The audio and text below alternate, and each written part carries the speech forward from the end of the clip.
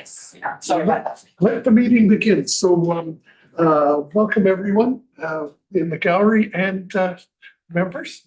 And so, let's get started with the, item number 1, approval of the agenda. Do we have a motion? Okay, seconder, Sue Ellen, all in favor? It's done, unanimous. Thanks, Lawrence.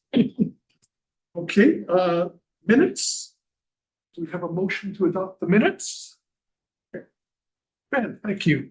And seconder, Claudia, in favor?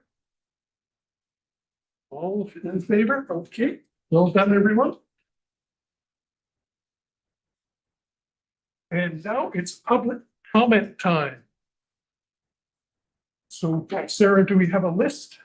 I do. So far, I have Cameron Rolfe and Margaret Underwood on the list for public comment. Is anybody else wanting to speak today? Okay, Cameron, I think you're on. And once you start talking, the 5-minute clock begins. It's a 2-minute talk today. 2 minutes. 2 minutes. And I can set it. Would you like me to set a timer well? I think Cameron will probably be right on time. Okay. Yeah. Go ahead, Cameron. Hi, good afternoon. I'm Cameron Rolfe. I'm the proponent for Westside Village. According to the Muni website, the purpose of this committee is to advise council on matters related to parks, environment, and climate action, amongst other things, and enhance the quality of life on Bowen Island through sound planning and environmental practices. Westside Village, I believe, is a model of environmental development. We're treading carefully now and planning for the future. The village setting shares infrastructure and encourages small homes, which require fewer resources to construct and less energy to heat and maintain. The well-known phrase, nature gets half, actually has financial consequences.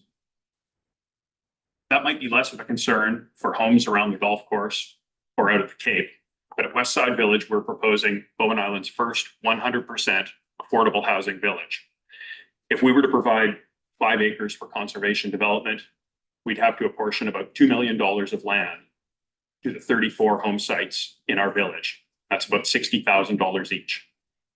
Is that a cost that should reasonably be borne by a young family or a single mother or a fixed income retiree wishing to live in affordable housing?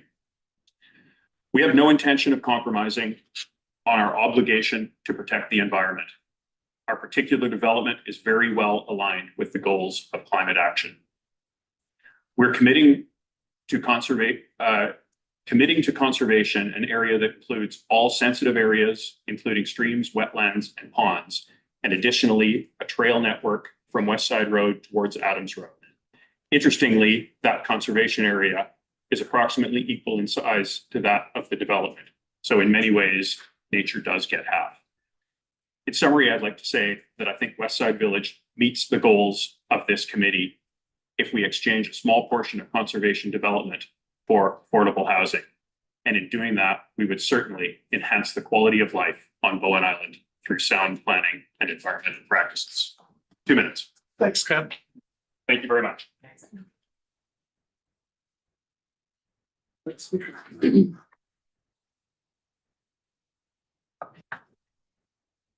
I'm Margaret Underhill. I live on West Side Road. And just a couple of comments. From looking at the Bowen Island Parks and Trails map, it appears that trails are primarily established in neighborhoods or developments and on public land, i.e. road allowances that are not on private property in established neighborhoods. We're concerned that new trails are being used as currency or bargaining chips with BIM in situations such as rezoning applications, not as a public service.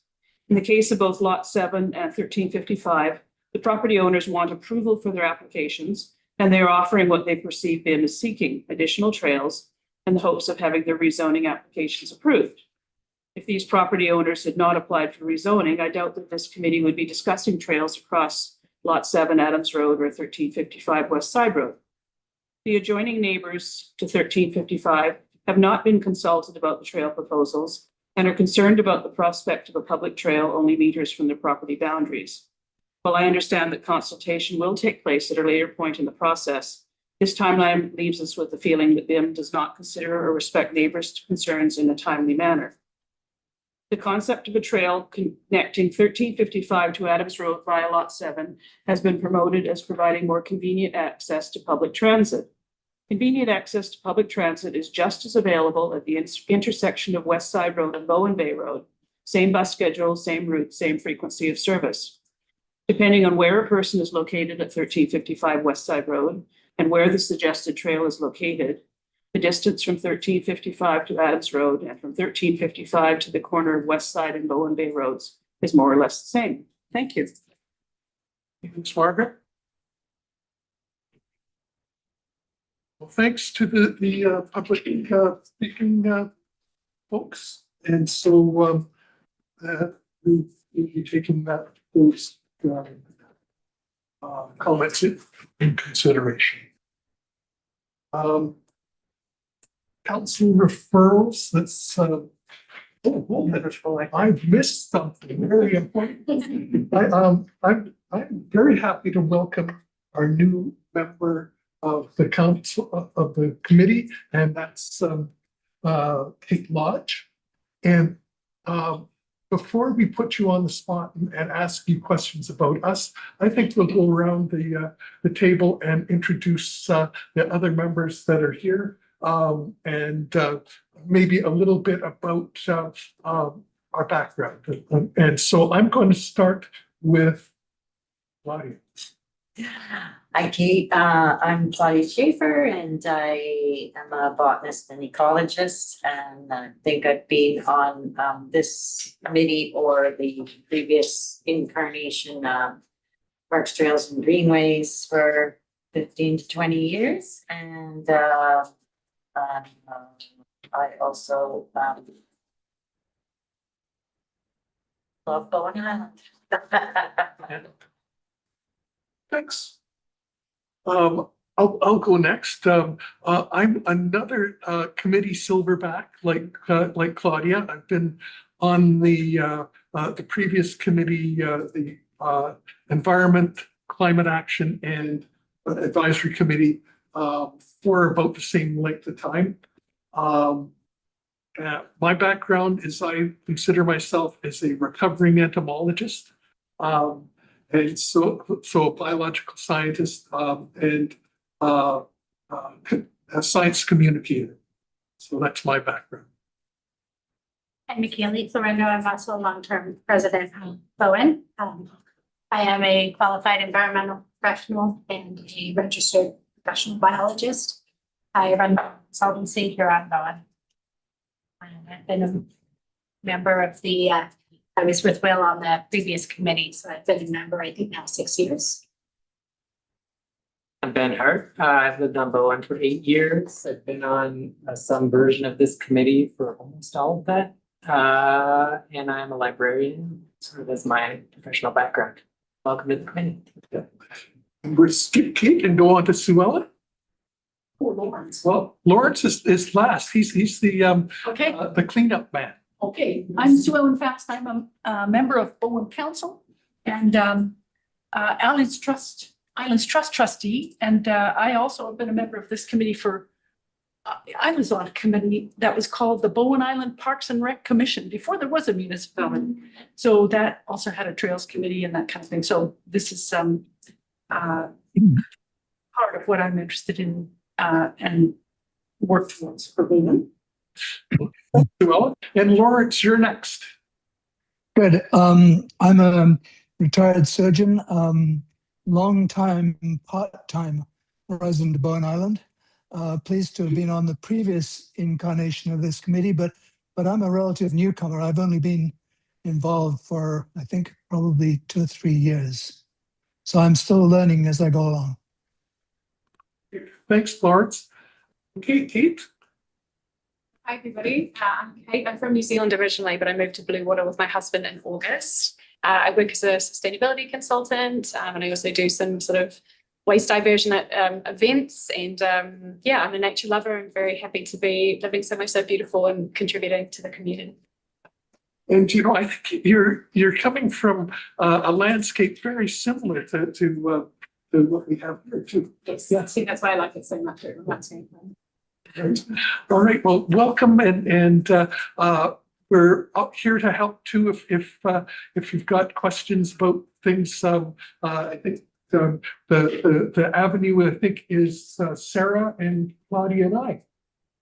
And Carla. Yeah, Oh, and we if you forgot. haven't met. Oh. I've already picked your brains. Okay. Yeah, first moved forward. Carla, I have left you by mistake and it's one of those things that you're always here and always doing useful stuff, so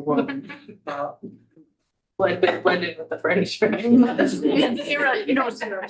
Yeah. you blend in with the environment, not There you the go. But we shouldn't take you for granted.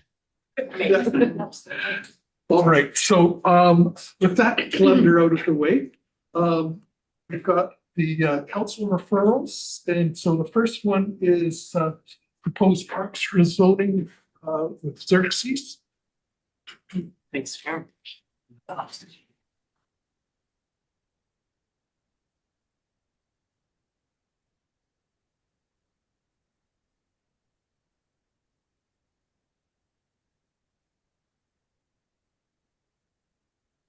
Right, so just refreshing some background. So as you all know, like we first introduced the park rezoning project back in July.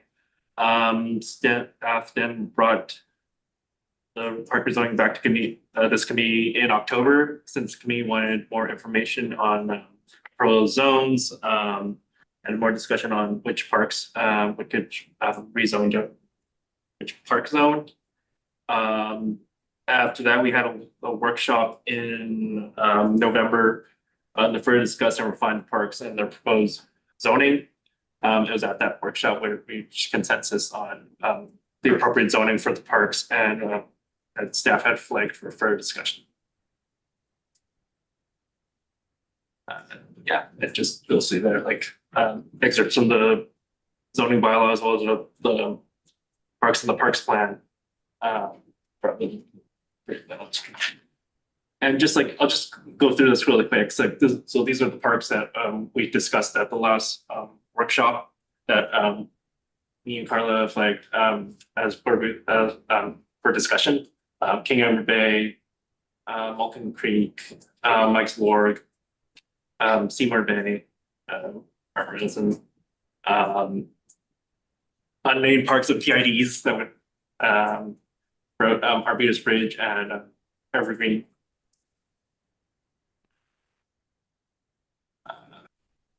Yeah. And yeah, and so our recommendation, now that we've reached consensus for this committee, is that the Parks Environment and Climate Action Advisory Committee support the proposed land use designations for the listed parks. And that the recommendations for the new land use designations be brought to council for consideration. Thank you, Xerxes. Do we have any? Yes, Carla. I would just add that since we had that workshop, I changed one of the designations, or Xerxes and I did, because we spoke with Daniel afterwards, and I think Will, in the workshop, you had suggested like that Art Renison, that potentially in the development across the street, that's where something like a playground could go, where Art Renison could be completely protected, and if there was another use that was more of a people use, that could go somewhere else. And I had said, well, I think that, you know, all of that rezoning is done, and so all the amenities have already been kind of decided on, and it turns out that one of the amenities is a playground, and so I feel good about making that just it was either a P1 or a P4, I think. In here, today as a P1. It's in there as a P1, Yes. Which is passive part. Passive. So that's the only change I think we made. Good. That's a positive revelation. Yes, thanks. Today, and I don't know if anyone wanted to speak about the rationale for anyone who wasn't at the workshop, but did anyone else have any questions? I wasn't able to make it. I wouldn't mind hearing sort of the general take on how it went, like the concerns that were raised and how they were addressed. That would be pretty useful. I'll answer a bit of that, and I think maybe it'll go to Xerxes to sum it up. But I think there was some concern about making some of the parks allowing things like playing fields or a parking lot that might infringe on sensitive habitat and that kind of thing. We looked at a set of 3 maps I put together. One was a habitat map of Bowen Island based on the Islands Trust and the Metro Vancouver Sensitive Ecosystem Mapping. And so that map had the parks overlaid. And so we could see which had important habitat and there was another map that was based on the development of the Bowen Island Conservancy, which looks at areas of highest Water recharge? biodiversity values. And so that was overlaid too. And so we looked at those, the parts in that. And the final one was a map that Sue Ellen was holding up that has been developed by the Islands Trust, which is the groundwater recharge zones of highest value in on Bowen, and again, looking at the maps there. So with those criteria, we started saying, well, maybe we should change some designations because there's high value there for protection. And so I think that's the cornerstone there. Anything else to add, Xerxes? Yeah, Chair, the only thing I would add is we did also have a discussion of like properly places for possible future playgrounds and fields as well. And those maps also show areas that are not vital. So that's where you could put a parking lot that's adjacent to a park for visitors to use and that kind of thing. So it's not just no, it's yes. Right. Great. And members of the committee who were there felt like their concerns were addressed in the designations, like the sort of the designating of these spaces. Yeah, I think some of the strongest views were expressed by Claudia and DG. And so maybe, Claudia, do you have any comments? I don't really. A lot has happened since then, and I don't remember a lot of the details, but yes, I felt I was heard and Well, and the idea, if I'm understanding it correctly, is for this to be like a blueprint for these parks moving forward, but it's not a guarantee that they'll be developed. Whatever the designation is, doesn't guarantee a development playing field or a parking lot necessarily. It's just the possibility. it allows the potential. Yeah, If there yeah. was the concern that that some parks weren't suited to have that potential label on them because, down the road, some wanted required more protections. Okay. Thank you. Appreciate it. Any other discussion from the committee? I think I would like to clarify that before any parking lots go in, that the Muni does ground truth the existing conditions before they build anything. So I would imagine that's the case first. Do you know, Carla? So you're not just deciding where, like, parking areas or whatever go based on maps. You're taking a look at it first and seeing the existing conditions. No, we wouldn't be determining where a parking lot goes without going to the site for sure. It's interesting that parking areas was brought up because I think parking can actually go in any of the parks. In any of the zones, yeah, so parking for the use that's happening there, what is that called? It's an accessory use. Accessory uses. Yeah. Yeah, so but if we were gonna, build a playground, for example, that would go through a lot of different processes before that would actually happen, so this is just that it's an allowable use in the zone. And then, it would have to be approved as a project, probably have council approval and, likely some sort of community consultation to especially if it wasn't supported by the Parks Plan. Smaller. Thank you for clarifying. I looked over the list. I was glad to see Seymour Bay Park is down as P1, which is the past park. That's the way I remember it being described in the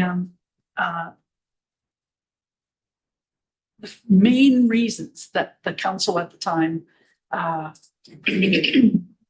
the big development was one of the reasons that there be a fast park at Seymour Bay. And I just wanted to mention that for Kate's benefit, the part of the reason we're doing this exercise is that these parks had kind of been left in a almost park state and that just never been finalized because the community knew and staff knew, everybody knew they were parks. But now there have been changes at the provincial level and they're saying, if you've got if you're a municipality and you've got these extra pieces of municipal land, you might have to put housing on it. So we've got to clarify and better protect lands that are supposed to be parks. So this is thanks everybody for their input, helping me with my long-term project. Zoning Park, best part. Claudia. This might not be the completely appropriate time to bring it up, but since we were talking about parking is allowable for all these parks and would there be consultation and such, I do remember the parking lot proposed at Grafton Lake or the Art Renaissance Reserve. And this committee was invited to go out and look at the possible spots. And I think the committee agreed not to put it on Grafton Road, right beside the lake, right at basically lake levels. And we didn't really hear back of what transpired to basically go against our recommendation and build it there. And now, also the parking with the cars going in and at night and their headlights are shining across the lake and it is supposed to be, nature reserve for wildlife and what have you. So, I think that was, maybe a little unfortunate how that transpired, and if we could have more transparency around that in the future, That's a great point about the transparency side. This, it used to be that these committees met every month and would be kind of caught up more. Now there can be gaps of several months. This is an advisory committee to council. So, Kate was just appointed by council. We selected her because she volunteered. But from pools of candidates, that's what we do, and it's advice to council. So through staff, council takes that advice, staff take that advice to council, and then council makes whatever decision council makes. So there's 7 votes, and I'm one of them. Council has all kinds of different reasons for doing things. But what we could do maybe is when something that has been referred to a committee, when council makes a decision, can let everybody know. So they could look which agenda and maybe a link or something, an idea. I would just add to that, Claudia, make excuses or anything, but that there were several committees consulted on that proposal and like I think 5 to 7 or something like that, and Parks and Trails Committee was the only committee that said that they didn't think that the parking lot should be there, and every other committee had said it. But ultimately, it's council's decision, regardless of what the committee says. Like Sue Ellen said, it's or like Councillor Bass said, it's a advisory committee, so it's their decision. But I wanted to say one more thing, just on the good news front, that working currently, and this is going to be in my update later, so we'll just pretend I didn't talk about it now, but I'm working with the Garden Club currently to remove more of the holly there. We asked that the holly be removed when they put the parking lot in, and there is still a bit more. And then we are hoping to apply for a grant and are hoping to do a planting there this fall to, revegetate that area and hopefully make it quite a bit more dense. At least dealing with some of the impacts of the road and the parking lot there, so it's not very, lights aren't shining right at the lake. Yeah. Okay, thank you, Carla. Any more comments or discussion before we get to the motion? Okay, please.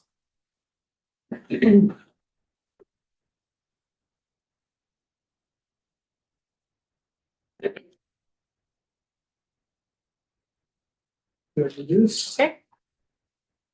Parks Environment Climate Action Advisory Committee supports the proposed land use designation for the listed parks and that the recommendations for the new park land use designations be brought to council for consideration. Any more discussion? Are you moving that? No, I'm just asking if there's any more discussion on this. And then with that not with no more discussion, I would like to have someone make this motion. Ben, seconders? Okay, well done. All in favor? It's unanimous. Thank you, Xerxes. Thank you.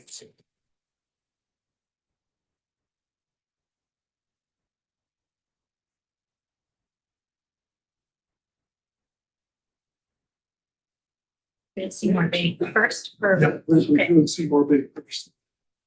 And here he is. And here's Daniel, right on. Sorry about that.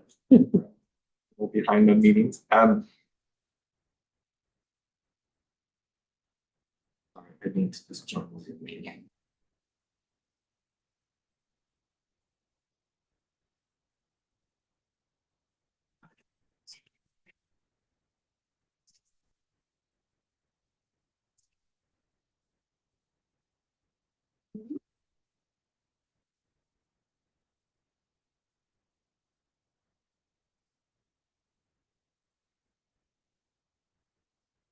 Well, Daniel's getting that set up. I'd just like to mention that Will printed these maps, I think, or somebody. Anyway, if you want some maps, let Will know, or just take these with you when you go. And I can pop back next door for some for you too, because it really helps to have to know what everybody's talking about, and these are a good set. Yeah, no, this is really fascinating. Yeah. The legend. And some of the base maps for those, the groundwater map and the biodiversity map are being updated and getting more. What's the term? You can see them better. Resolution. Higher resolution. Because for some of these projects, like the things we're looking at coming up, the resolution on 2 of them are just not strong enough to make any comments this time.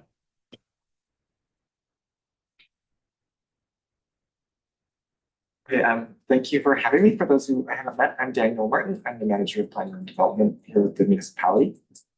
And I'm here today to present to you a rezoning, an application to amend our land use bylaw under our OCP that was presented to council last Monday and was referred to this committee for a recommendation. So it's an application around Seymour Bay on the south coast of Bowen, and primarily on a series of lots that center around Seymour Bay Drive. So this is Cowan Point Drive that comes down, intersection of Seymour Bay Drive. So part of the application is around this lot that's then on the west side of Cowan Point Drive. And then along Seymour Bay Drive, it's lots that are both north and south of Seymour Bay Drive, but not the portion of the development around sort of the golf course. If you came from Beach Drive to the clubhouse and the parking lot, it's not that lower part of the application that immediately borders Seymour Bay Park, but it's sort of that bench above on the hillside. So the proposal is to amend the OCP and the zoning to permit additional housing units centered around Seymour Bay Drive. And so they've shown here sort of conceptual development in these different areas. And if you look at the actual application itself, they'll show the different programs for the different areas. So different amounts of housing. The number 2 being here is where the proposed guest house would take place and some more of the retail activity. This number 4 could see potentially some of the apartment style housing or supportive living like senior care housing. Whereas up the hill is more of the townhouse duplex type housing, as is the number 3 cited lower. And 4 being proposed site for potential recreation facilities. And so then the big picture number for the application would seek to increase the number of units that are allowed in the zone. And this is sort of a Cowan Point zone for the entire area, increased up to 312 from the current 160 that are currently permitted. The application seeks denser, more clustered forms of housing in various forms. And additional commercial floor area to create a viable commercial area. So the application that's in your package the applicant talks about sort of some of the rationale for this and drive for this is to create sort of a more viable center around Seymour Bay and to provide those diverse types of housing that currently are not in their development plan. And so we've seen lots of single family home development that are, as time goes on, you can see are increasingly unaffordable for many people. So part of their goal is denser, more clustered forms of housing in a way that actually can bring down the price point for people. Additional commercial floor area. So currently the zone has limits on the amount of floor area for things like retail and general services. And they seek to increase that to create enough floor area that would make viable commercial in that area. And to increase, so they had zoning for a guest house, which used to be called an inn in our land use bylaw. So we can sort of picture, and they used to have a limit of 20 units and 20 bedrooms, and they look to increase that to be 30. And so again, the idea being trying to create something that can be viable initially in that area. Just where we are in the overall process. So this was introduced to council on last Monday night. It's been referred to committees, a number of committees, so that's where we are. And this sort of plots, the committee is familiar with this, but this plots how the process would take place. So initial referral would return to council with results of referrals, move towards drafting actual bylaw. That bylaw gets referred to the Islands Trust and gets referred to committees again typically. So you would see it again at that stage. This is before second reading and then a public hearing, sort of reading back to Islands Trust and then adoption. Just to review a little bit of our official community plan. So this is showing sort of the south side of Bowen. The areas that are highlighted in red here are the areas of proposed development. They both fall within this orange designation, which in our official community plan is the CDA1, a Cowan Point Comprehensive Development Area in Bowen's OCP. And I'll say this CDA1 is interesting in our OCP. It's like has these 2 sections. So it has the southern section here, and then it has this little northern part up in here as well. It's in that same designation. And there's a number of objectives and policies in our OCP about this comprehensive development area. So the first one is just to comprehensively plan and implement the phased development in a manner that fosters a sense of community through clustered settlement patterns, diverse housing types. And then I'll highlight this objective 67. So it's to protect environmentally sensitive areas, minimize environmental impact. through a number of things, encouraging retention of natural vegetation, construction of narrower roads, and avoiding development in environmentally sensitive steep slope and coastal bluff areas. Highlighting, so this is the policy in our OCP that talks about areas appropriate for denser housing, like townhouse and multi-unit housing that are outside the Snug Cove Village. And our OCP identifies Belterra, the Grafton Lake area, lot 1 of the community lands, and the Seymour Bay area of the Cowan Point development. So that seems consistent with our OCP in this for this policy.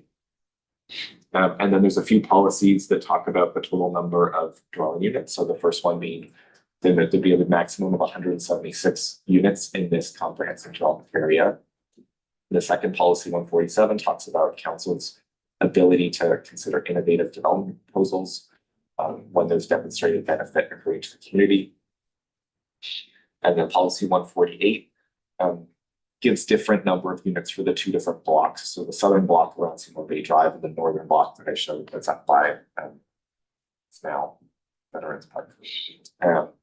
So 15 units in block 1, which is that northern block, and then 161 dwelling units in the southern block.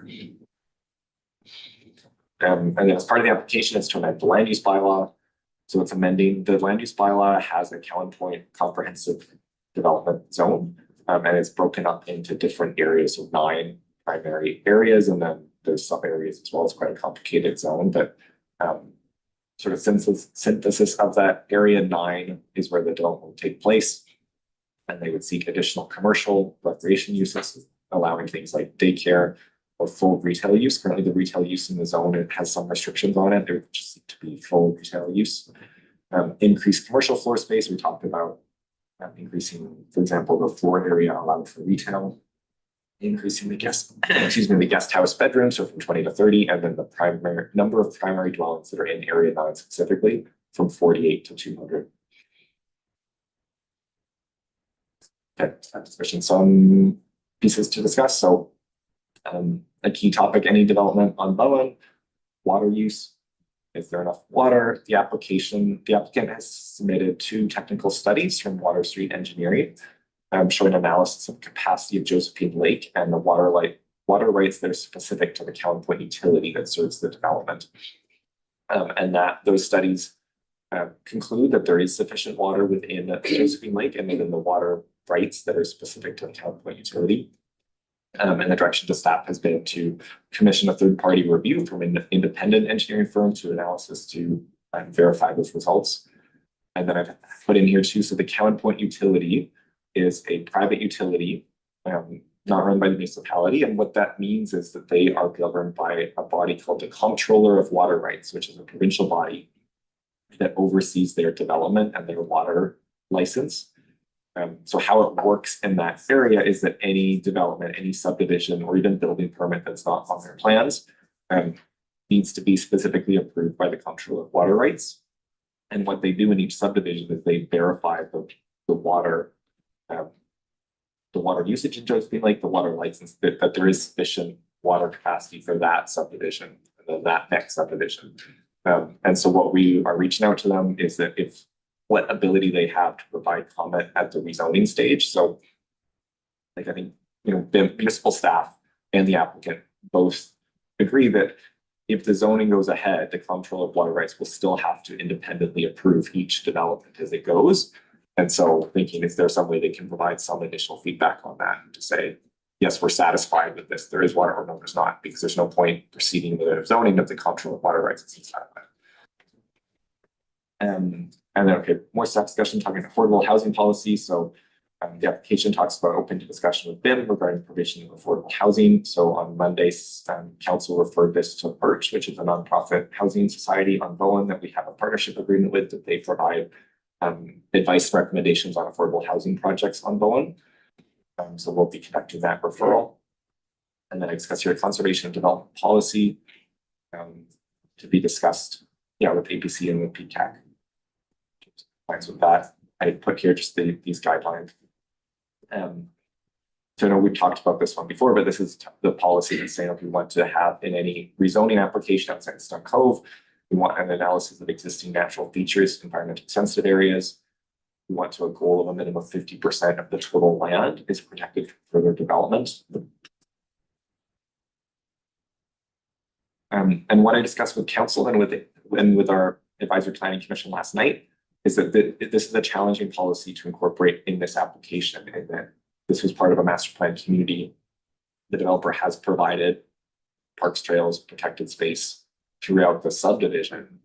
And what's left essentially are some of these are the, you know, development lots that were proposed for residential development. And now what's being proposed is more intense residential development along these lots. So what the APC asked for, when I said I could provide at their next meeting, is essentially some overview of saying, okay, in the Cowan Point development, how much land has been protected through the development process. And that might help them in their sort of review of the application and conservation development policy. And so I bring that to you as well, obviously. Did you say APC? The APC, yeah, the APC met last night, and they essentially, I introduced the application to them. They're looking to do the site visit. And that's the discussion. Yes, so this was referred to the Advisory Planning Commission. We met last night. This was referred to your committee. This was referred to the Bowen Island Resident Community Housing Society, Birch, and referred to the OCP's, the Official Community Plan Steering Committee for information. I'm going to use the council direction. Oh, and council additionally referred it to the Accessibility Advisory. That was the end of my presentation. Sorry, that was long and maybe a little bit technical, but open for any questions you have. Daniel, I kind of have a different view of this request for higher density.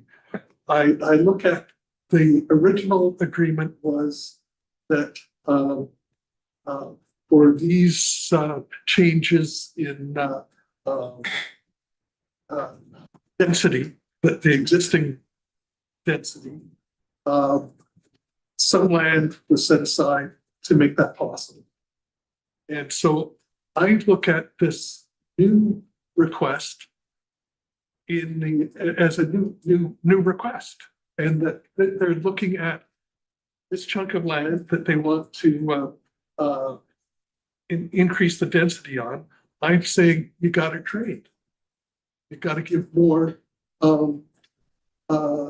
parkland or habitat land for this, because, you know, just makes, you know, this is it's a new deal.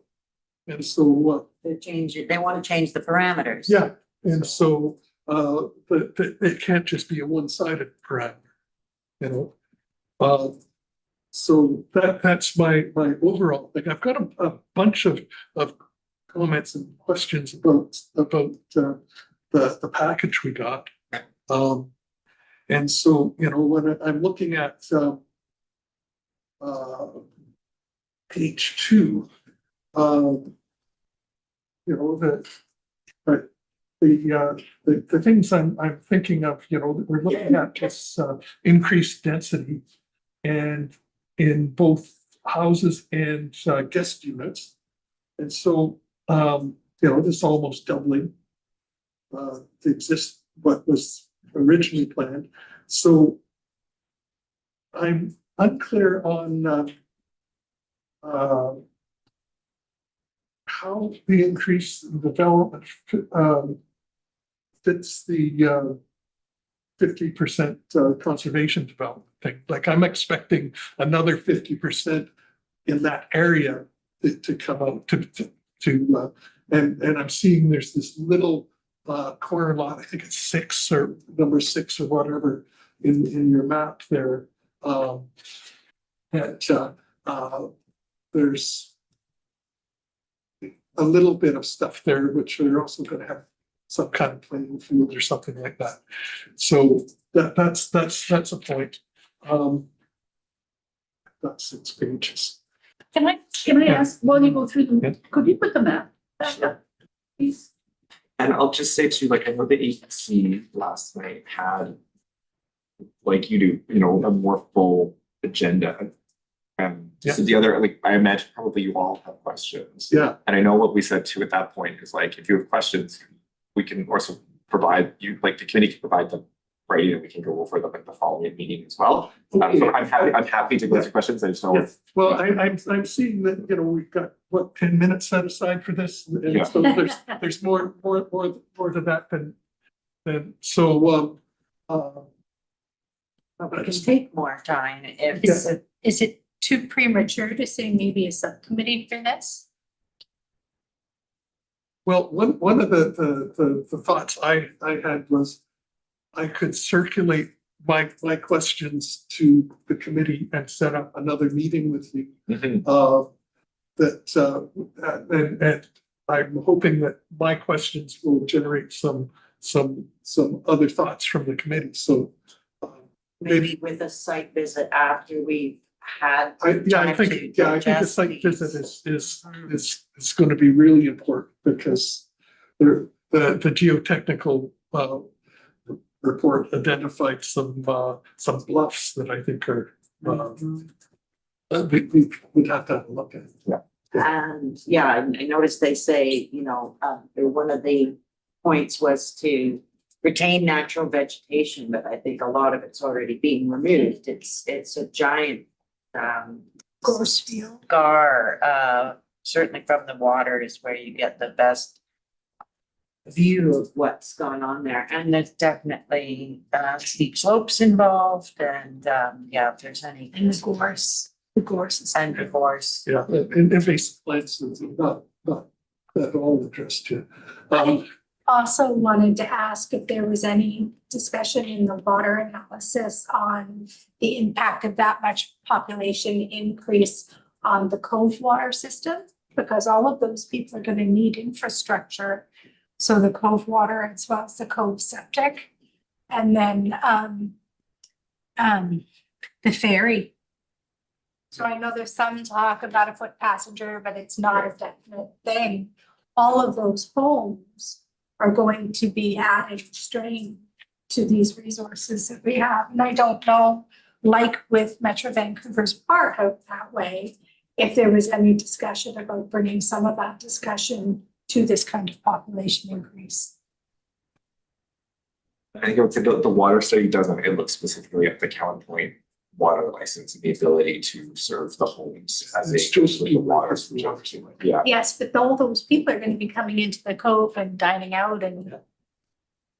And well, but I've got some questions about the wetlands and that kind of thing around Grafton, Joseph's Lake, how they'll be affected by this increased water use. And I also noticed that they have, you know, the water report says that they're losing 50% of their water to leakage. And even after doing a bunch of repairs, and so I'm just wondering if the increase in use from more people is going to increase the 50% loss of water there. So And didn't you also notice that the 30 guest units in the hotel are not acknowledged as part of the water report? It's only the housing and not this. and the Yes, transportation accommodation. doesn't take into account the impact on ferry traffic. So anyway, we've got a lot of things that we'd like to discuss. So I suggest that, you know, we've used up our 10 minutes on this, and that we'll use up a lot more in the next meeting. Is that Councillor Fast? Can we, I like the idea of the site. And do we need a motion for that or? I will send that. Oh, It's different James. I don't. It's not, we had our comments at the beginning of the meeting. Generally done. Yeah. Sorry, it's usually. But legit. So what's the, It's up to the chair. but I will not accept comments from outside the committee at this time. We had the comment time took place at the beginning of the meeting. So Mr. Jennings, maybe you can come to the next meeting. Can I just respond just briefly? Certainly, Oh. I'd be happy to. Nope. Thank you. Okay. There'll be a chance to get feedback from. Oh, yeah. There are questions at the end too. Pardon? There is a question period at the end as well. Okay. Councillor Fast. I guess I missed the part about, do we need a motion about a site visit, or is that just something that staff are gonna organize? Yeah, I can, yeah. We're setting one up for the AD City. And it worked quite well last time when we did site visit for the two groups to attend together. Yeah. So, you know, Daniel, is that we thinking they would do the Yeah, same thing? interesting. If the committee wants a site visit, we'll look to schedule a combined site visit if that works in the next few weeks. Sure. And shall we set up a meeting with Daniel for further discussion now, or will you set that up later, sir? Well, did you want to do it before or after the site visit, Daniel, or not?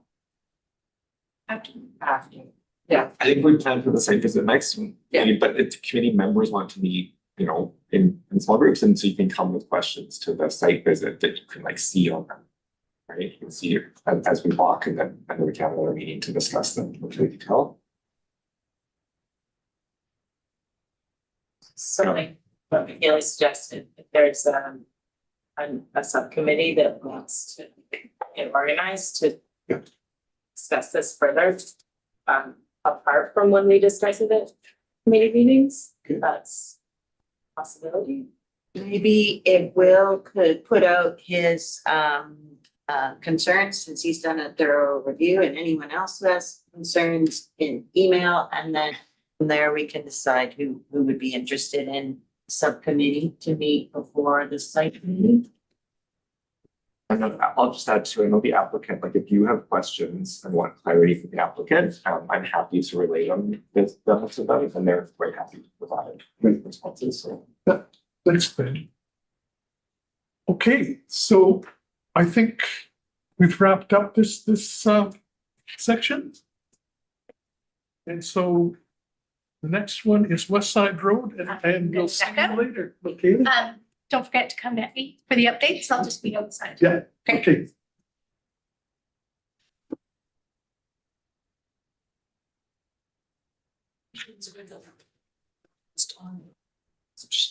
She has to recusing herself from the meeting, is what it's called, because she's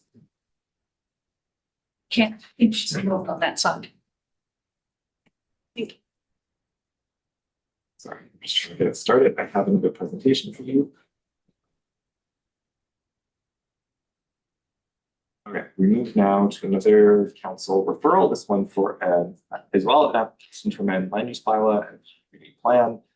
This one for a property on West Side Road, 1355 West Side Road. So that's where it's located, West Side Road. Obviously the property is one north of Adams Road, but access via West Side Road, which is the Stedham Road that branches to Laura Road, Road, located. Yeah, I would say on the west side of Bowen, but I think that's my view from the east side of Bowen, so it's central Bowen, but located here. And where we are, so this again was introduced to council. This was introduced to council in November. We did an initial meeting with the Parks Committee, and we did a site visit in December. So then we come back again for further discussion on this before, and then the rest of this table will look roughly the same as what we saw with the application. In terms of our official community plan, this site has a designation of RS, which is rural residential, 1 hectare. The policy, there are a couple policies I flagged here. So policy 138, low building density is encouraged, except that cluster housing is favored, provided it does not detract from the rural character of the area, and that the overall building density of the area is maintained. And policy 140, lots not served by a community water system will be subject to an average parcel size of 1 hectare. Minimum and maximum lot sizes may be established by zoning regulation. few more policies and objectives. These are about housing. So objective of ROCP, provide for a range of housing types and tenures on Bowen Island within the overall context of the spirit and intent of this OCP. Policy 358, I'm just gonna read after the dots where it talks about outside of Jericho Village, the following types of housing are supported: detached homes and detached homes with a secondary suite or a detached secondary suite, and small scale social housing, affordable housing, co-housing may be considered subject to other policies of this OCP. And policy 367, other than secondary suites and detached secondary suites, the majority of affordable and special needs housing should be located within Stone Cove Village. If any other location is proposed, it will be easily accessible to public transit. And then in terms of zoning, so the site is zoned rural residential 3. It permits dwelling, agriculture, stable, kennel, allows accessory uses such as accessory residential use, which is secondary suite or detached secondary suite. It allows residential guest accommodation, which is rental of the dwelling on a short-term basis, and mini storage. And the zone permits a maximum lot coverage of 1,500 square meters. So the proposed development is the applicant seeks to amend zoning and OCP designation to permit the development of 34 modular homes on the western side of the property. The applicant intends for these to be rented home sites where tenants would construct their homes on the property and pay a monthly fee for the land to the applicant. The applicant would act as developer to create the needed infrastructure on the property, internal roads, water and septic servicing, common amenities, etc. And the intent is for the homes to be modest in size, 1 bed and 2 bedroom with a maximum floor area established in the zoning. Some things for this committee to discuss of the trails. The applicant proposes a dedicated trail across the property to connect with the proposed trail on lot 7.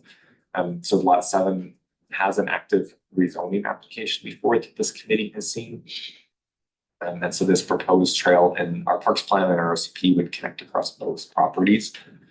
And I've noted here staff support a trail connection following this OCP and parks plan desire. And then I said that it avoids sensitive areas on the property and respects neighbors' privacy. So two considerations for a trail connection. Yes. Can I ask a question just about that map? Some of the parks are in bright green and some of them are in that gray color. Mm-hmm. What is the gray color? The gray color just means that they're undeveloped and basically inaccessible. So we just gray them out so that people don't go looking for them because they would normally have to cross private property or. Okay, thank you. Left over from ABC, so I'm gonna end it, stop sharing there. And open it for discussion. Okay, thanks, Daniel.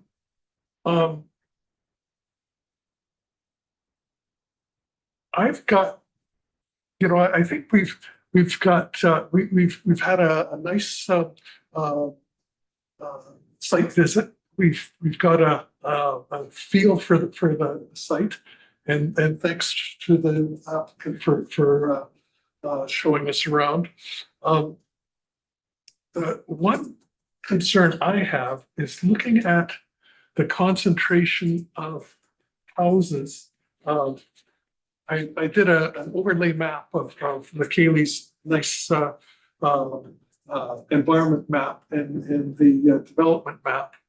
And one of the things we noticed as we're walking along is how close this whole line of houses it's going to be to the creek and the riparian habitat. And one of the things I've done in the past is I've done work with park systems that had housing on the edge of a park. And one of the things that happens a lot is people toss their garden waste off their lot into the ravine in the downslope. And I'm concerned about that as an issue for maintaining the habitat quality of that area. And so I think that's one of the things that I think from the point of view of the environment part of the environment of our committee, that's something that's a concern that I think we have to talk about. So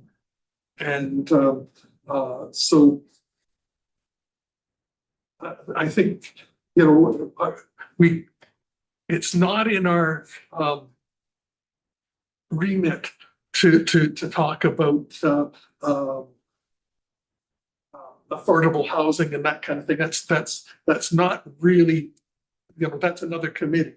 But I will say, one of the environment things that would concern us is this one of the best places for high density, where people have to drive to get to almost everything and to catch the ferry, and that's another question. So The climate impacts. the climate impacts of unless they're all using electric cars, that's one option. But anyway, so that's. I think the other thing that was noted when we were there was that it seemed like there in places there was not 15 meters from top of bank to where the housing sites were. But I don't know how we can turn that. Yeah. So I think that, yeah, look at this proposed development map, which you've overlaid, but you can, it's hard to tell on the screen, but essentially the hatched areas is showing what's mapped as dedicated riparian zone. And what you're saying is your recommendation would be that sort of having a dedicated riparian zone that's up to the SPIA is not sufficient, that you would want a greater, you know, if we're seeking a covenant for the riparian area, it should exceed the SPIA, there should be more so that there is a buffer to the SPIA. Oh, sorry, it's the stream side protection enhancement area. So when you do a development in a riparian area, you have to do a riparian area assessment, and it will establish the SPIA based on a provincial like methodology book that says you need to look at what the type of stream is and how wide it is, all the stuff, and you end up with a SPIA of whatever, maybe 15 meters. And then it's like you can't do any development within that. But the recommendation could be, well, if we want a covenant for the stream, we want to protect beyond, like, more than the SPIA, because we don't want to just, you know, clear up to the SPIA, and that's what we want to make. I was just gonna, just to add that the SPIA is the absolute no-go zone, so in many developments, there's actually like fencing would be installed, particularly one where you're coming in close to the SPIA, it would require some additional protections, at least during construction, because like within the province's regulation, it's like absolutely nothing happens in the SPIA, like people be walking. So like not in this example, but in some development permits, when we get them, we'll see people, because they'll hear from the environmentalists, right? Okay, you can't go within 15 meters. So they'll put the house like the 15 meters in the setback line, they'll put the house in 15 meters. And we'll reject, we'll say, well, there's no way you can build a house exactly at 15 meters without touching anything. It's like you need to be back from that line so that your construction and everything can take place without actually going into 15 meters. Like you have to imagine that that's a line you can't cross, and you can cope with it. Yeah, which, if I may, it does look like this is the hatched area is the SPIA. Mhm. And so, yeah, these are all up against the SPIA. Is there a way to, like, there seems space here to move everything a little bit this way and pull it back from the riparian area? So. And I know, like, the applicant would say that this site plan is, you know, illustrative and not, Yeah. you know, it's not seeking approval for exactly this house that says number 7 to be Sure. location, but I think as a general concern, you can say that you know, if this proceeds, you want a bigger buffer for the sensitive area. And you know, there are good things about this idea of small houses. I think that's, you know, small footprint, that's a very positive aspect. So it's not all, we're not being all negative on this side. I think there's so many things that are useful. I'm just gonna see if Lawrence has anything to say. We haven't been including you in the discussion much, Lawrence, but if you've got some comments or anything you'd like to add. I'm listening carefully. Okay. I unfortunately I didn't make it to the site visit. I don't have any specific comments other than, I mean, there was that interesting comment earlier about these multiple type residential developments being clustered in and around Snug Cove Village as opposed to in a separate area of the island. And it seems like it's bringing quite a large concentration to an area that really doesn't have any concentrated development. So it just seems a little out of context. Thanks, Lawrence. Kate, do you have any comments? You're new, but No, unfortunately, I couldn't go to the site visit either, so yeah, without having seen it, but yeah, I think all the comments about how close it seems to the, what did you call it? The sphere. The sphere, thank you. Yeah. Streamside protection Enhancement area. enhancement. Thank you. and I guess the other point for me is you say the proponent is reluctant to go above the 20% allotment of green space. 50%? Well, they're offering something like 20 to 25, as far as I understand. And the one thing I see is there's that other half of the property there that's blank there.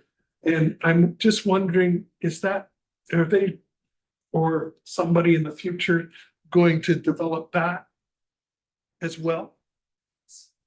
It's not in the application, Yeah. and I'm sure, it will be in the applicant's mind that that if it's not, that there's potential.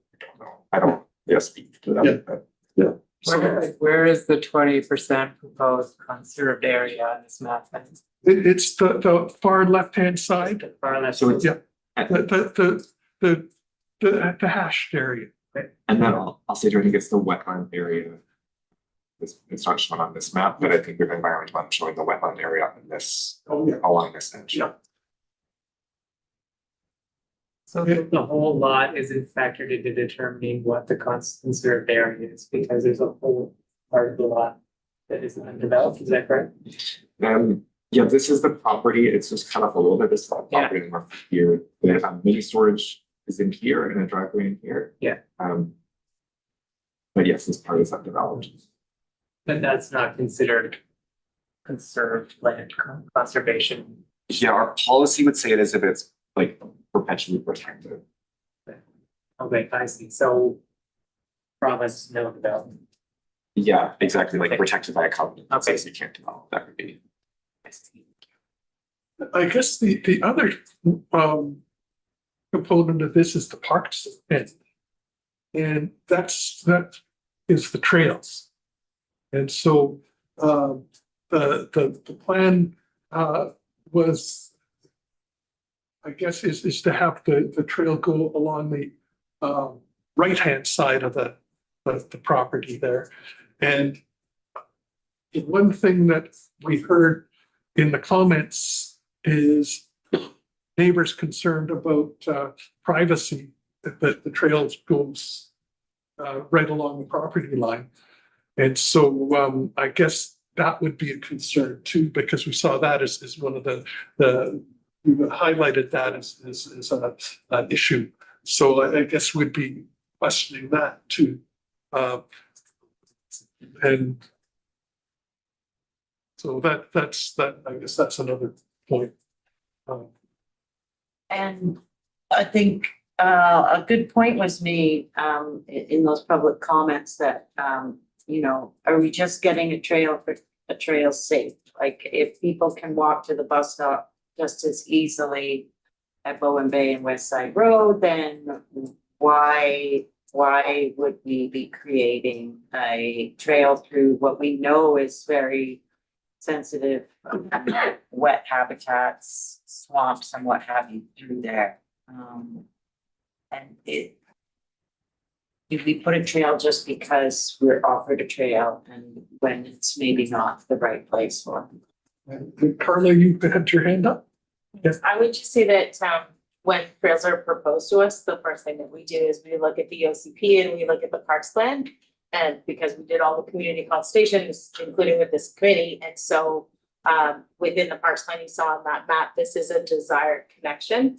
And so I think that when you're talking about the trail, just for bus use for the people who live there, then yes, that is a good argument, but I think that the idea is more so that, you know, we're connecting greenways so that people don't have to walk along the road when they go from, I don't know. Could you put the Wherever. map up again? I guess the connection, would be to go to Mount Gardner. Yeah, the Laura Road, And yeah.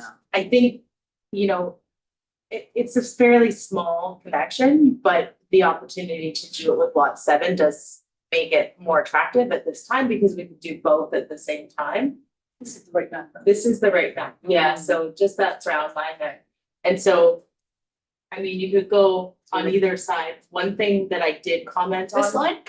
Yeah, just the brown, one, yeah. Because this is property here, right? Yeah. Okay, So so this goes up to that big trail junction at the bottom of Mount Gardner, right? It goes up to all those trails up on Mount Gardner. And then this is part, these are just conceptual trails, these. yes, because the But- proponent is suggesting the trail go on the right side of their lot, not the left side as it's shown Yeah, there. that's Yeah. right, but I also want to say that the brown lines from on the OCP, they're conceptual too. Just sort of show connections, somewhere in here, there could be a trail. But the connecting part, there are other pieces of park, right? What is that park across Adams Road, the green? This one, Yeah, yeah, it's it's a creek. Okay. Essentially, right? It's like, it's the creek area that comes down. Yeah, we rezoned it as a P4 because we didn't see any potential for further developing that part. The only other comment that I was gonna make that I made about the trails for this proposal was that both of them showed loop trails, and we said we don't want loop trails in this property. If they're on these properties, we don't wanna take more trails than what we need. But if these been expressed as desired connections, then seems appropriate to take them. So just at point A to point B kind of thing, and it's so that we keep people off of that longer road while walking, you know. yeah, just this map, if you want to look for it, it's Schedule E of the OCP. And that, as I'm pretty sure.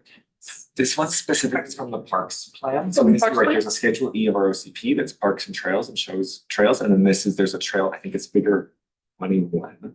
In our parks plan, there's a figure in our parks plan. Okay. Is the trail, and it's like, it says it's, you know, it's like desired, so you're right, it's not saying necessarily you want it to cut through. Right. But it's sort of pointing out, we want the connection from Adams Road to West Side Road to the Crown, and then as well, like the other long plan connection is from West Side Road to Buchanan Road.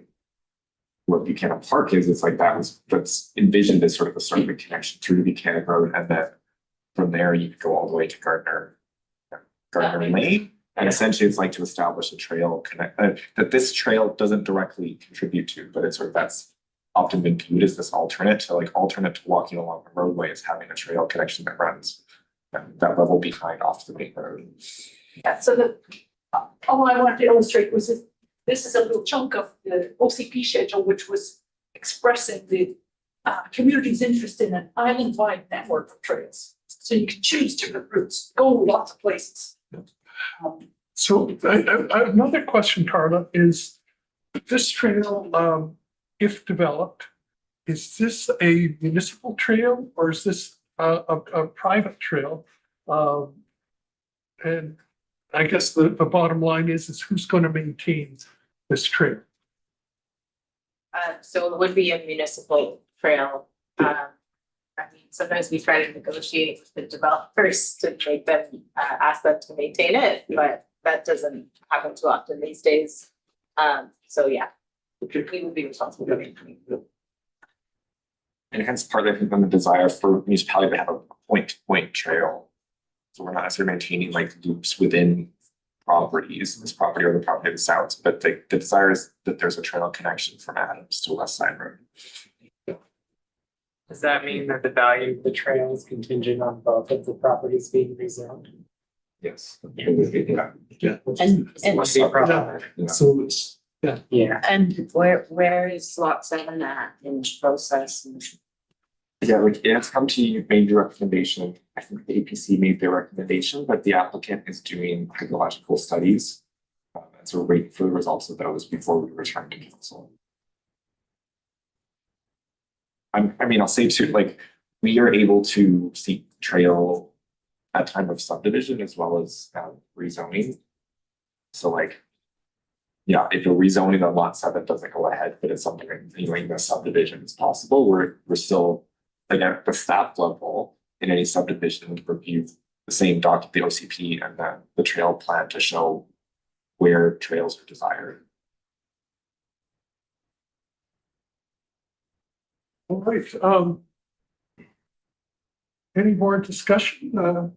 I have one more question, and I wasn't on the site visit, I'm sorry, but is there a way to alleviate neighbors' concerns about privacy by moving the trail or setting up some kind of barrier?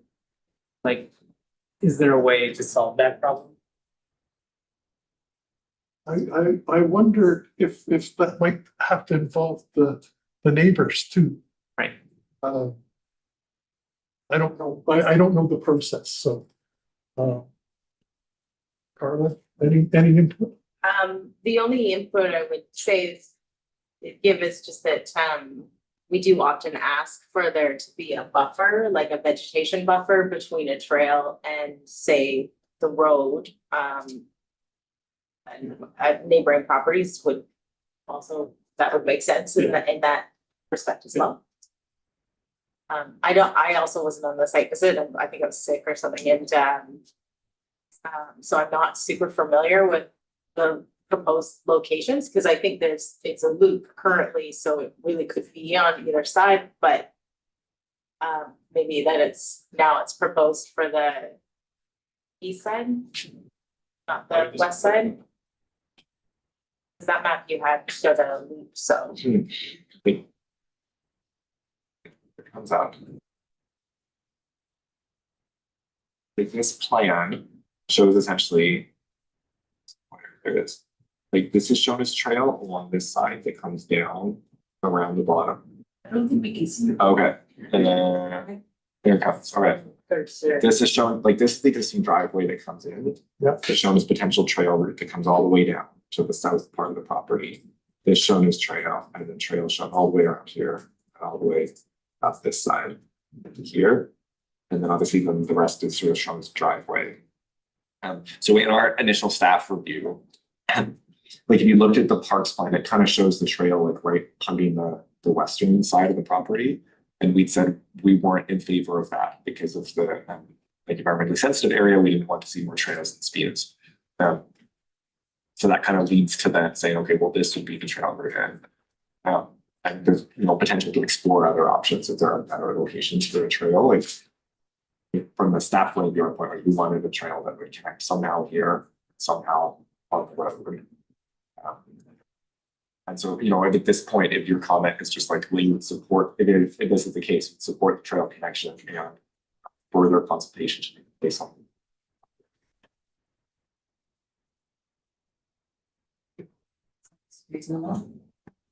So, any more comments or discussion from members? Are we being asked to? Yeah. I was just gonna speak to this that we included. Last time we had a very long discussion about lot 7, and we talked a little bit about having it terms of reference for development applications and different things that we talked about. And this might not work at all, but I just kind of made up a quick checklist and thought, maybe this could guide a discussion, especially after everyone has kind of said their piece and asked their questions, that maybe this could help with, I guess, crafting a recommendation or, you know, making a support, do not support, decision. Daniel, are you looking for a recommendation today on this application? I mean, I think I had been open to a recommendation at this time. So that we came once through the site visit, we came back and looking for. I just didn't see it on there, so Yeah. that's great. I hadn't drafted a recommendation in that sense, like I wanted to hear discussion, have the committee come up with a recommendation.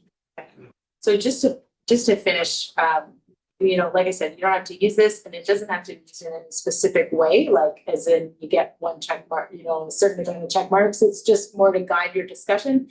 And the way that I've approached it is very.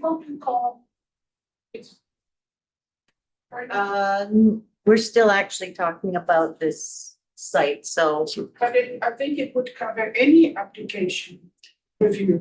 It's on the agenda. It's on the agenda with this application, and we actually will be talking about it.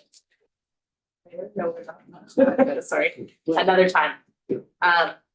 And so, what we've done is I've put current allowable use and proposed use so that you can look at the impacts and which one you think it, you know, would be more impactful to groundwater, for example, given the current allowable use or the proposed use.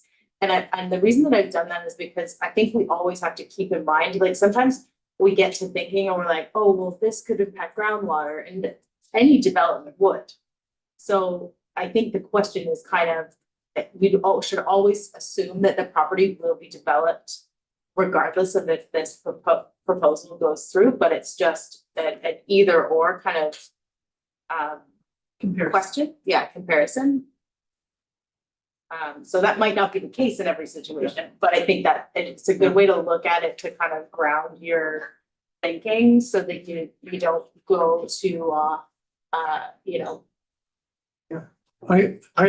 I really like the concept of the checklist. I think we're starting on that with those maps as that's the and I think we'll have to try this sometime. I'm not sure I've got time tonight. Fair enough. But any other comments from committee members? I guess I'm wondering if we brought up that we're concerned about the proximity of the housing sites to the SPIA. What happens next? Like, Daniel, do you relook at that, or do you, what would happen if we said, you know, we are in support of this application and the connecting trail and such, but here is our concern. Where does that go? Yeah, like in the past, when I've had recommendations that says we have, you know, we have these 4 concerns or whatever it may be, we have 4 recommendations, we want to do these changes. Typically then I would discuss that with the applicant, and then when I come back to council with your recommendation, I would say these are the 4 things that they said, and I would say the applicant is willing to do.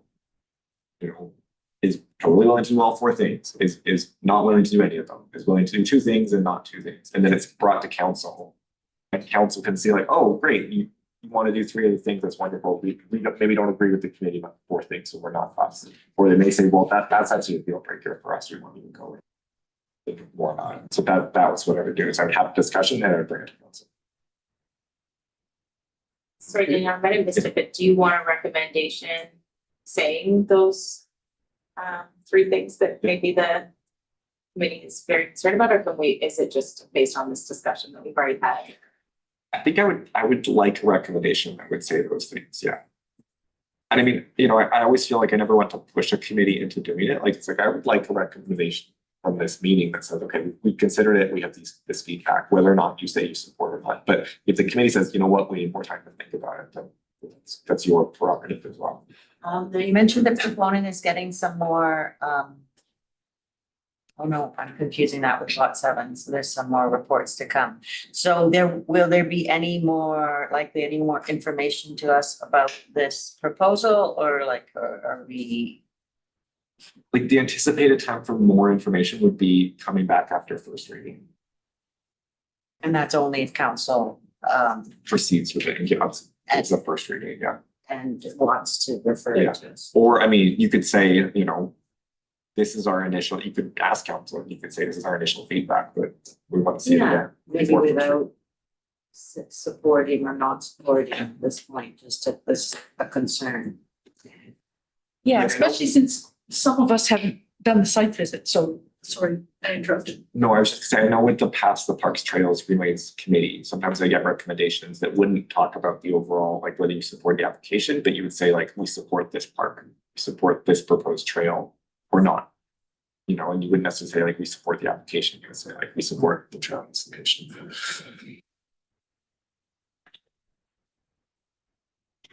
So if we look at that map again, I'd say oh, Lawrence, do you have a comment?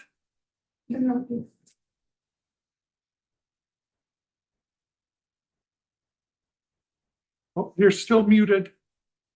There we are. No, no, I don't have a comment at this point.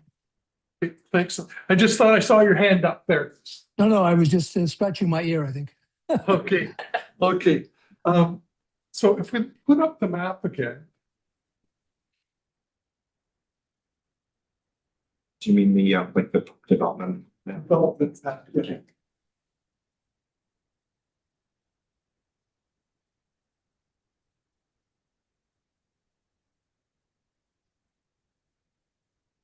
I think we support the protection of the riparian and stream. And set that aside as protected in some way, either covenant or parkland. Do you want an increased buffer? Yes, Increase it in size Yeah. or more distance from. it increased the distance between the houses and the edge of the Streamside protection Right. enhancement area? thank you. Go ahead. I wrote it down. Yes, thank you. And that measures would be in place during construction with environmental monitoring, make sure that there was no erosion into the stream area and such. And perhaps have some kind of rules about homeowners tossing stuff into the ravine.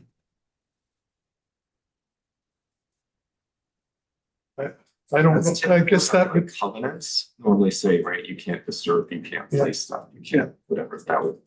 yeah, and the thing I always have issue with covenants is they're usually fine words, but seldom enforced, so if that can be addressed in some way, that would be great. Do you want me to put up, just jot it down? Jot it down and then, It's very jotted. yeah. And I think the other thing we support is the concept of a trail as part of the Parks Master Plan, connecting Mount Gardner Mount to Gardner, Adams Road. Across, that's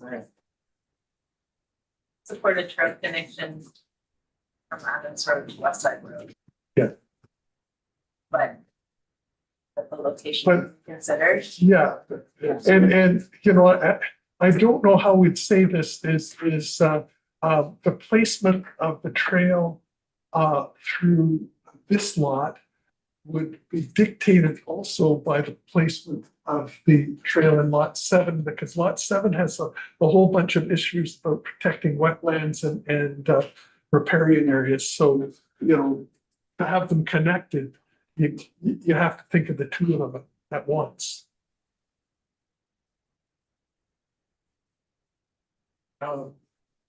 That was easy to jot down, I'm sure. Yeah, let me know what you want Yeah, done.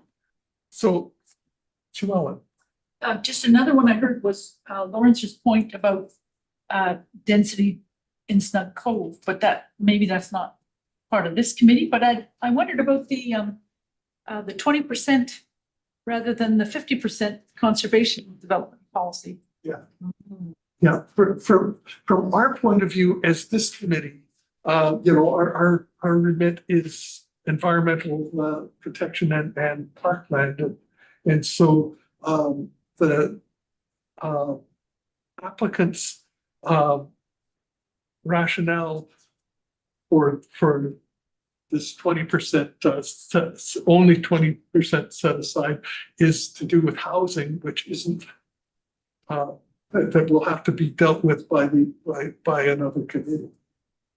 But I think we see. But it would be our committee who would be, really should be overseeing, when not this 50% for nature, actually, like why is it happening that, Yeah. you know, I think we are concerned that the proponent isn't providing 50%. And then the rest of that is decisions by staff and council that, we've had our say that, this is important to us. And they will have other considerations that will help their decisions. So just from our committee's point of view, that's what. Yeah. Okay. Carla. Just on that note, was the environmental assessment expanded to the entire property to identify any other environmentally sensitive areas? Yes. And so that's why that wetland was added, but nothing else was identified. Correct. As far as. Yeah. What is currently on the undeveloped area? Like, is it I was about to say, is it? It's forest. It's forest, Yeah. I thought there was another building up there.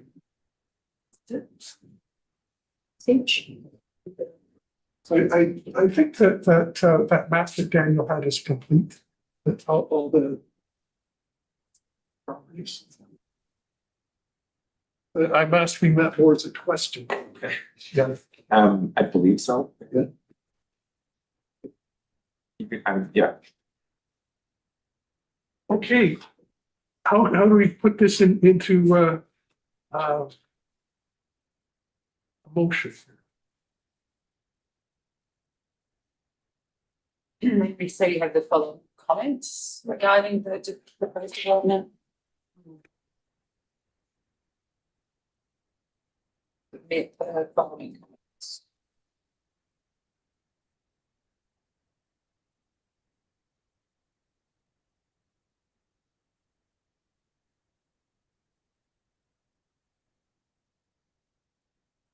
That first one, support the protection of the riparian area. Area of the riparian, yeah.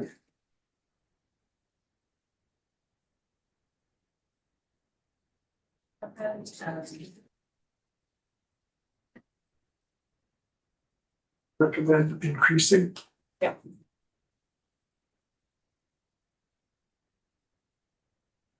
Size of the buffer. Between the edges, sorry, between the proposed houses. Post development.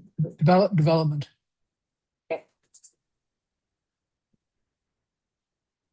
And the stream side. And stop. Yeah. Recommend. But you could say measures to protect this via and environmental monitoring during construction. I think that's what it's. Yeah. Could I just ask a question about that? Because when I brought this up about a different development proposal previously, I was advised that there was no budget for environmental monitoring during construction. I know it was mentioned earlier that it doesn't really happen. we had major concerns about development alongside Bluff Creek. Oh, And although I was reassured there was a covenant in place, I was told there was no budget to monitor. Um, it- to monitor it. Was this monitoring during construction or monitoring afterwards? No, during development of a lot. Okay. I'm not sure what the Bluff, I don't know where Bluff Creek is, I can't think of, place it in my mind, but.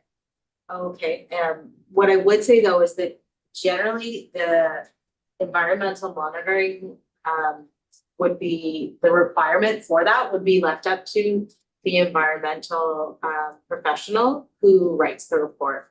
So they would look at the development and say, I think that it's required to have me come back and check in on this, you know, every so often, and they would prescribe how often and what their requirements are. And, but there are many that they don't do environmental monitoring for. The There's also- problem seems to me mostly that the developer does something and then it's found out after it's been done that they didn't comply. That seems to be the major problem. I mean, I'll say it's not uncommon for our development permits to have an environmental monitor. And typically then it's like, if it's recommended in the environmental assessment, we require it in the development permit, and the environmental monitor notifies the municipality that they hired and they're starting work, and they provide monitoring reports and a fine for it. So would that be the environmental report that's already being done by Michaela, or is there gonna be triggered another environmental report for the development? Yeah, like if this, so assume this got rezoned, then because it's in a watershed and some of it's within 30 meters of a creek, it would require a development permit to permit the proposed development, which would, when it has to be like actually specific. Like if you want to do it within the riparian area, you need to have a plan that shows exactly, you know, exactly everything that's going to happen. And that's the report where we have terms of reference that we want them to specifically address if they recommend monitoring, and then the development permit that gets issued is specific to it. You know, specific development is going to take place on the ground, and we would, in that permit, we would require the monitor, and we would require, you know, that they notify us that they've hired, they'd be there at the construction meeting and they provide us with reports. We can put additional requirements beyond what's in the Yeah, environmental assessment, but generally that's probably what we're doing. yeah. Yeah, like we have the ability to require a development permit, even if the assessment doesn't, but probably 95% of the time they would agree with their assessment of it needs monitor or not. I mean, mostly it's about the measures, Yeah. if the correct measures are put in place and are working, then you might not need a monitor. But Yeah. And Sarah, I'm just going to suggest in that last one that you put there, instead of saying the ravine, we say the riparian. Murray Creek, is that what it's called? Or riparian area. Yeah. Yeah. Or is the sphere? Yes. No. Yeah. I would say the whole riparian area, because you're recommending that the Yeah. area be extended. Yeah. Sphere is just specific to that provincial regulation.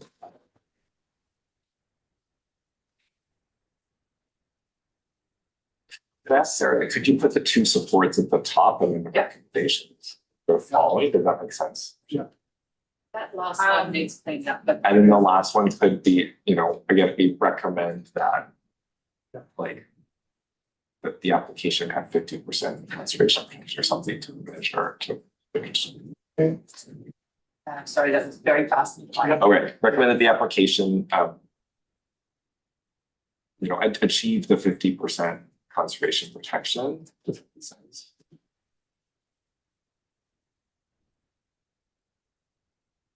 Sorry, protection. Protection, sorry.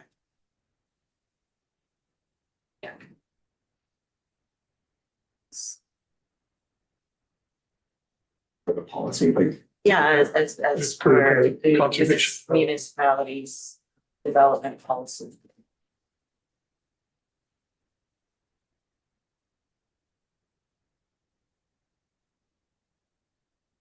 And Sarah, I'd like to go up to the second support. And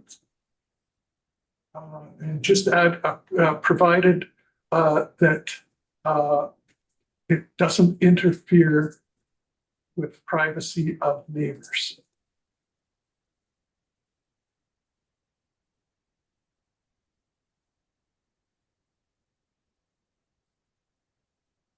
Or negatively impact sensitive.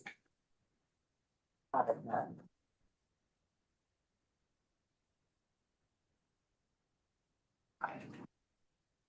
That's the habitat. Doing it right. Yeah, you do great. Yeah. Thank you. And connects with lot 7. And connected. You're the perfect trail.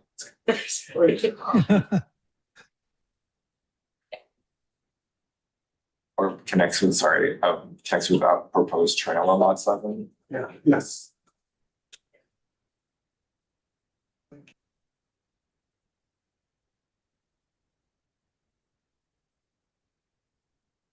What do you feel, folks? Well, If I could say something about the island-wide network of trails, because it goes. Yeah. You know, this is just Adams, West Side, Adams. and as part of the island-wide network is trails. Get rid of that. As I said, as part of the parks master plan, should we change that maybe? Well, Parks Master Plans, For, network of trails, somewhere, just yeah, the idea that it Master could Plan. connect to Crown Land. yeah, okay, well done. Is that enough for you? Yeah. Is that, yeah. It's just plan, not master plan, just Network. service. Could be a Word mistress of parks. You could take away the word Plan. master. I thought master. They're master. Parks plan. Oh, Thank There we go. Now I see. How are you feeling, folks? Good. I will make the motion. Any seconders? Ben? In favor? Carried unanimously.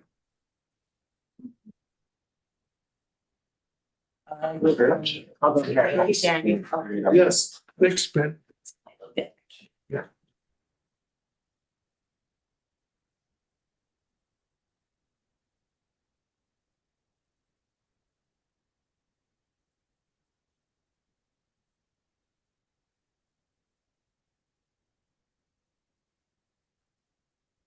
Welcome back, McKaylee. Thank you. All right, we are now on updates. Council update. Sure, I'll start just briefly. And that is, council is working away on the budget. So we're partway through the budget cycle, and so that's where a lot of our meeting time is going these days. Thank you to the committee for all your work on the other conservation development referrals that you had. So 461 and 561 and 561 Collins Road. That OCP and rezoning has been approved, right? Yeah, okay. Anyway, I'm pretty sure it has, and I will let you know if it hasn't. But you know, your input has been used for that. And the same with the Eagle Cliff one that Lawrence will know more about, but that rezoning passed also with the 50% park for conservation dedication. So that's kind of the 50% there. It butts up against Crown Land. And also the Mount Gardner Road rezoning that you were consulted about. That one didn't have any conservation too, but they made a monetary contribution instead. And anyway, and then I wanted to let you know we adopted a updated climate action strategy, which I mentioned you're going to talk about. And the contract has been let for the Grafton Lake Watershed Management Plan. And Carla can speak more about that too, but that was just at our last one. And just from the climate side, I thought I'd let you know that that I just put in a what's it called? Notice of motion to council to join the province's pilot program for electric kick scooters. So these are the little scooters that you stand on. And right now, you're not supposed to use them if you're not part of the pilot program. But so I'm suggesting to council that we join the pilot program, because I have seen people using one Bowen and we for other ways for people to get around in the clean and popular ways of alternative transportation. Anyway, that's all I had in my report. Thank you, Stella. Over to you. Thank you. I actually didn't want to talk about those items too extensively, No. but that's great. Just a couple kind of checked off the list. And first on my list is the All Wheels Park. So we all kind of know about that, I think, or probably doesn't. But that's a little bit, yeah. So there's a group of volunteers that come together and they're trying to build an all wheels kind of like a skate park. So we put a proposal to council to do that, and council has passed a resolution that asks staff to work with the group to figure out a collaborative project services agreement, which would just kind of outline how we're going to work together and our individual roles, like Bib's role and their role. And so it's basically, kind of like a project charter. So council has directed us to do that. And they've also basically approved lot 2 as the location. Which is here. But it's like right by the snake field, but Yeah, so in between the snake field and the current bike park. So that project, kind of, it's a big step, I think, just having that location, and so the project can actually kind of get started now. Next on my list is managing wildlife attractions. So we're starting a communications campaign.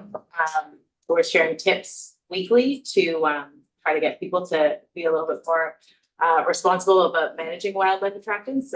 Lots of people are for certain wildlife like rats, that we've been dealing with for quite a long time. But I think that we're trying to get these general comments out, and this has been since having the cougar on the island for a year and a half. We're starting to realize that cougar's not leaving because we have so many deer on this island.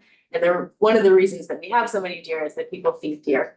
And so one of the messages that we really want to get out is not to feed wildlife, and to be responsible about, the way we manage our wildlife attractants, and, and not attracting any kind of prey animals to your property. So that's one thing we're doing, and we will be at CD Saturday with McKaylee on February 14th. And Metro Vancouver is maybe going to lend me a full-size tax derby cougar. So I know, potentially look forward to that. So that's it for that. And actually, just in terms of the cougar, I didn't write that on my list, but council has directed us to organize an educational event. So, part of this is also because council has directed us to organize this event with provincial representatives. And so hopefully that's all coming together. It's quite hard to nail down like 2 provincial entities to come here and talk to the community. But I think, the mayor had suggested that our role is to convene everyone from those entities. And so we would have representatives from the BCCOS, which is the Conservation Officer Service, and Walrus as well. So the Walrus, water, lands, resource, etc. So they actually would be the people to make the call. The biologist on staff would make the call on whether or not relocation was a viable option for like a larger predator. So it's important that we have staff from both of those departments come to this potential Q&A event. But so because wildlife is a provincial jurisdiction, but within our purview as a municipality, it's really our jurisdiction and that we would have our community educated, especially about wildlife attractants. So we're trying to make sure that we do our part so that we can ask the province to kind of do theirs. So that's part of the reason for that. Yeah, so more on that to come, I guess, when we get that organized. The sustainable community grants, I just want to make sure that I should actually talk about this a little bit more because I think some of our members would not have gone through this process yet. Or did we already do one? We did one. We did. Okay, great. Yeah, no, I was just thinking since we've been the amalgamated committee, because before it was just the Environment and Climate Action Committee, but I guess the Parks and Trails Committee has been through this process one time. So sustainable community grants are generally $1,000 or $2,000, but we have $4,000 to give, so we can usually give a couple of grants each year for environmental initiatives or climate action. So anyone is welcome to apply. And the applications are open now until the end of March. So encourage your friends and neighbors to apply or yourselves if you are so inclined. The Grafton Lake Watershed Management Plan, as Simone said, has been approved by council. The contract award was approved by council. So we just Successful problem or is there still? yeah, it was Urban Systems. Yeah. And then so we're excited to get started on that project. We're just kind of in the phase of finalizing contracts. And this committee will hopefully be heavily involved in developing the watershed management plan. So look forward to at least 2 workshops, one where we'll be talking about different you guys are like knowledge holders, and so they want to make sure that they're doing that, fulsome kind of assessment, and then they'll develop a risk assessment, and then we would go over that again with them in another workshop later on in the process. And then climate action strategy was approved. I'm surprised we haven't met since then, but I guess that was in December. In December, so good news. And then grant applications. So we've been really busy over the last couple of months applying for grants. The Climate Ready Infrastructure Service is a really great program offered through the province, I believe, but they basically will give any municipality an allotment of funds to hire an expert with in climate who has climate expertise, so that if you have an infrastructure project that's already approved or kind of underway, they can bring in that expert to give you additional advice to make your project more climate ready. So that could be like adaptation wise or to mitigate emissions as well. And so I've asked them, we didn't really have any infrastructure projects that needed something like that. So I put a little package together because it's often included, especially things that are supported by grants. It's already a requirement that we would look at those aspects. So I put together this kind of package of parks infrastructure that I'm very concerned about being impacted by, like winter storms, for example. So Crayola Beach, the ramp at the bottom has been washed away, and that was a concrete ramp that was installed below the high tide line. So obviously I can't go and reinstall that because it wasn't good practice in the first place, but it was obviously done a really long time ago. Excuse me. And then Sorry. And then, what we realized though, when we went down, so people had been kind of rerouting themselves, but when we looked into it further, when that was kind of eroding away, we realized we got a really steep slope on one side and then on a stream on the other side. And then that actually trying to move that entrance back, that was a crown land strip, so we need a community tenure there. So there's literally nothing can be done until I get some kind of an engineered plan. So this grant will support that work. And then we'll be looking for a community tenure to do any work there and hopefully have something that's a little bit more climate resilient. And then Tunstall Bay Beach, kind of same. We did the concrete ramp for lack of a better solution at the time. And so that's already since Tunstall Bay has had that huge log there that was really, it's a stump that was blocking a lot of the wave action and it washed away in a big winter storm. And since then it's been eroding right in the concrete ramp. So, you know, it's an ongoing thing. And then Buchanan Park, we replaced the culvert there and we took some of the debris out of the stream that had kind of rerouted itself and washed the culvert away in the first place. And then regardless, the next really big atmospheric river, and we upsized the culvert like a lot and it washed out again. There was riprap placed both at the inlet and the outlet, and it's still washed away around the. So those are, yeah. So those are the projects that we're working on. Those are the challenges that we're facing in terms of climate impacts, and those, so they're gonna help us redesign those. The FCM adaptation and action. So there's a couple of different grants. I don't want to go on for too long, but climate resilience hubs we've applied for. It's like the kiosk, the NERC kiosk project. So we would be extending that project and build a couple more kiosks and then add emergency supply benches to the ones that we already have. This is in collaboration with a climate, regional climate group that I'm a part of, and we've applied with Gibson's. And they're doing similar kind of projects. So this would be kind of emergency preparedness. It is emergency preparedness, but the idea is that they're a climate resilience hub, so you could go there,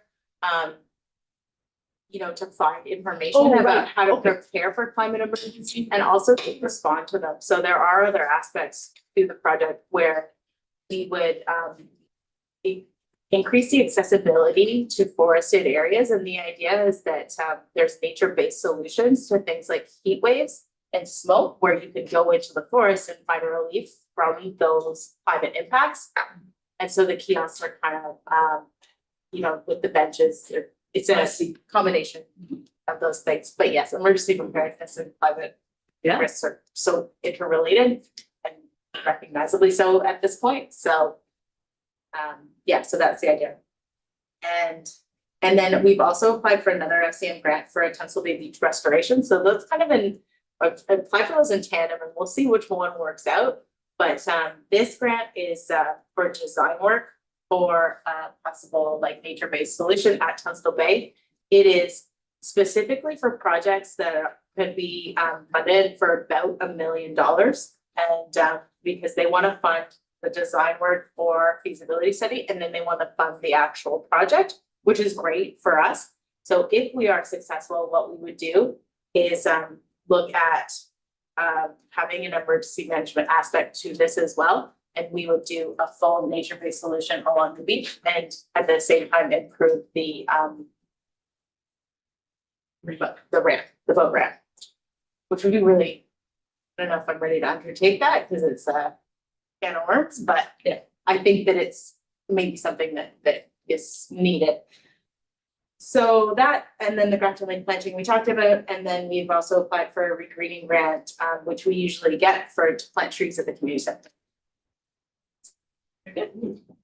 All right, thank you, Carla.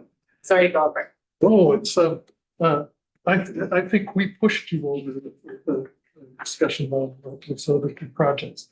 So I think we are now at information items. Everybody's going to look at that in their own time. Question period. I want to speak. Okay. Can we stay here? You can come up and join us. Okay. This is a request for clarification slash question. Can we be assured that OCP policy 340 will be adhered to with respect to the establishment of the location of the trails across 1355 and lot 7? And I have the wording of that right in front of me, if that would be helpful. Yes, it would be.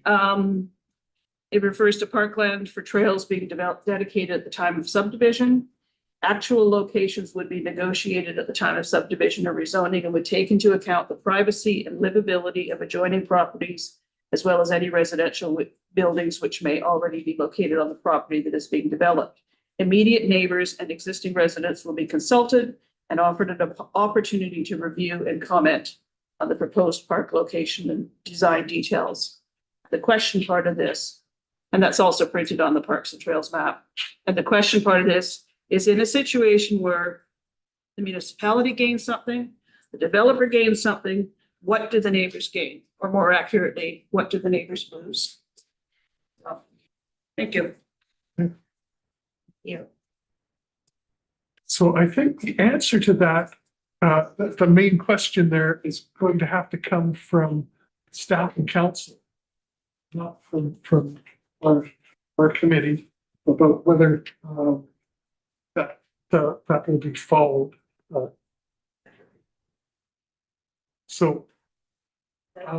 And The first, so I thought the second part of the question might be a bit more rhetorical, if that, okay? yeah, And then the first part of the question, I would probably ask Daniel more likely, and but I feel like in terms of this committee, we've addressed that as best that we can at this level. And that, yeah. Yeah. So We don't have the just specifics either, where exactly the trail's going, I mean. No, we yeah, don't. I think I think I could speak for the committee saying that our intention is to follow the bylaw or that OCP that you set, because we agree with it. Good, thank you. So, Yes. but we don't make the decisions, but what our power is suggestion and recommendation, and that's definitely going to be covered by us. Thank you. Do I speak well for us? Okay. Okay, Anne, you have a question. Anne has two problems. The first problem is the acoustic. I forgot my hearing aid and, sorry. I have news. Council also awarded a contract to get the sound. Yeah, I know that, but the problem is that today I was under that thing that talks. I forgot my hearing aid. I'm not used to bringing it every time. Therefore, I could catch 25% of what you said and 0% of Daniel. Therefore, my comments might have been discussed, but I have no way of knowing that you've talked about everything. Yes, I will be very happy when that group is, I mean, the whole building already has better acoustic than the old building. So now I have the only environmental Canada weather station on my property, which is 200 meters from CAM and all that. And there, so we have had in 7 days, we have had 280 millimeters of rain, which is just about 1 foot of rain. Therefore, lot 7 to me is very important because, as you know, it is a confluent of 3 creeks, and it is very important for the recharge area. And those 3 creeks are gushing like crazy, and therefore, when you talked about the Buchanan Park culvert, it is very affected by those 3 creeks coming together and gushing down. Therefore, my problem is the structure of the land. that ripping of the ground of what did I call it? Glacial till. Lot 7 is mainly made out of glacial till, which is sand and gravel, and ripped up and going down to Grafton Lake. Grafton Lake goes down to Terminal Creek. Terminal Creek goes through the hatchery, and the hatchery on Tuesday had evidence of sediment, heavy sediment connection. So coming back, so that's a sideline. Coming back to the trail on lot 7, there is a movement that many people would like to completely protect lot 7 with no development and prevent any access to the public. And that is very important because any trail would affect the structure of the land, the structure of the glacial till. And 1355 is on a rock, and the trail would go affect the glacial till and would affect the groundwater and the water, dispersion of water. So that's one of the main concern I have about any trail on lot 7, whether it's on the left or on the right or up the bottom. Now, something to do with that, I think you have talked about the setting aside 20% of the land rather than 50% of the land. Not sure I got that figured out right. But so 1355 is going to be on pads. Now, those pads, how are they going to be constructed? Are they going, and also it will have utilities, pad, and all those things are going to affect the soil and is going to affect the structure of the soil. And therefore, whatever structure is presently there, it has a small, when you look at the wastewater application, it shows the thickness of the soil there, which is not exactly very thick on 1355. Any movement of that will rip up the structure of the soil because it's not very thick, so just to let you know, I'm against that, those trails in that area. And I think I've covered everything that I talked about.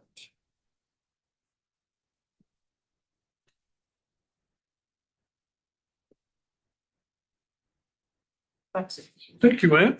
Thank you. That makes me wonder, and Michaela, maybe you know, like You speak now, please.